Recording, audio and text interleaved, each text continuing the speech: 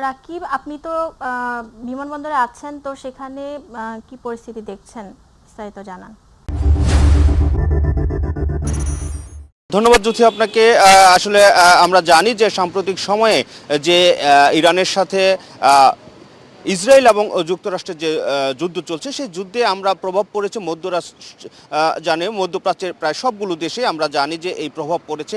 সাম্প্রতিক সময়ে সৌদি আরবে একটি বোমা ইরানের ক্ষেপণাস্ত্র হামলা হয়েছে। সেই ক্ষেপণাস্ত্র হামলায় বেশ কয়েকজন বাংলাদেশি নিহত হয়েছে। তার মধ্যে একজন হলো মোশাররফ হোসেন, যার বাসা হলো টাঙ্গাইলে।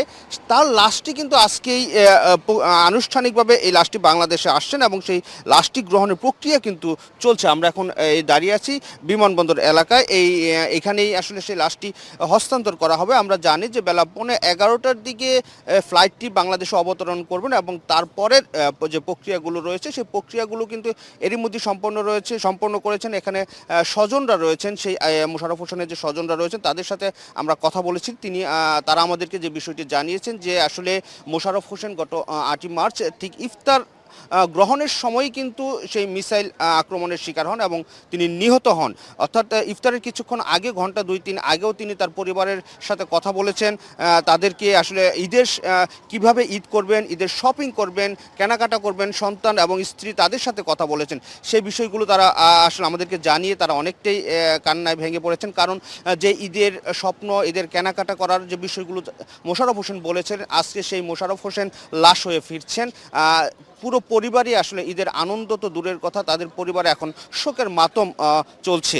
অর্থাৎ আমি সব কিছু বলি যে মানুষ যে ঈদ তাদের পরিবারের জন্য একটি মানে এখন ভয়ঙ্কর রূপ নিয়ে আসছে। কারণ বোমা হামলায় তাদের পরিবারের একমাত্র উপার্জনক্ষম ব্যক্তি ছিলেন মোশাররফ হোসেন। সেই জীবিকার তাগিদেই তিনি সৌদি আরব পাড়ি দিয়েছেন। আজ তিনি ফিরছেন লাশ হয়ে। তার লাশটি অল্প কিছুক্ষণের মধ্যেই কিন্তু হস্তান্তর করা হবে তার পরিবারের কাছে।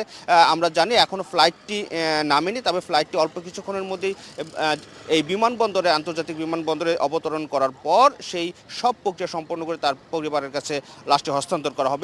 যদি আরেকটি বিষয় আমি একটু জানাতে চাই, আমরা সকালেই ঢাকা শহরের বিভিন্ন রাস্তায় আমরা ঘুরে বেরিয়েছি, দেখেছি পুরো ঢাকা শহর কিন্তু এখন একেবারেই ফাঁকা বলা চলে। অর্থাৎ যেই রাস্তা পার হতে আমাদের সময় লাগতো ঘন্টার পর ঘন্টা, এখন কিন্তু মাত্র মিনিট কয়েকের মধ্যেই, অর্থাৎ 20 থেকে 30 মিনিটের মধ্যেই কিন্তু আমরা সেই রাস্তাটা অতিক্রম করতে পারছি। আমরা দেখতেই পাচ্ছেন যে আমি একটি রাস্তা দেখাচ্ছি বিমানবন্দরের সামনের যে সড়কটিতে পুরোপুরি ফাঁকা। এখানে যানবাহন একেবারে নেই বললেই চলে। মাঝে মধ্যেই কিছু গাড়ি আসছেন, দূরপাল্লার যে বাসগুলো আসছেন সেই বাসগুলো আমরা দেখতে পেয়েছি যে সে দূরপাল্লার কিছু বাস চলাচল করছে।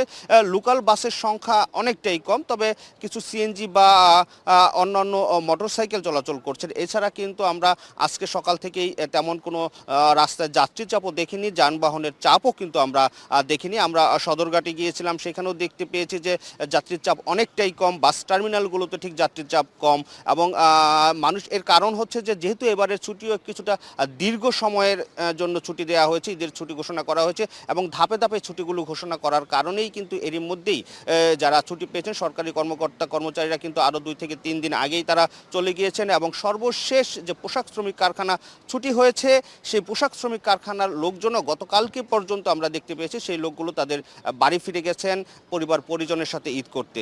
আসলে যদি এই ছিল আমার কাছে রাজধানীর সর্বশেষ পরিস্থিতি। রাকিব, আপনাকে ধন্যবাদ।